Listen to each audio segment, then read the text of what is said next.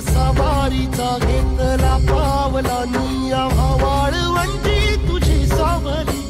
गळा भेट घेण्या भीमेची निघाली तुझ्या राम घोषात इंद्रायणी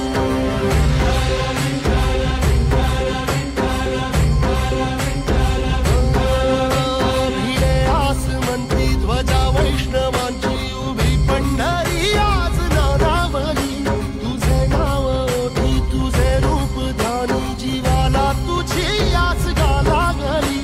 जरी बाप साऱ्या जगा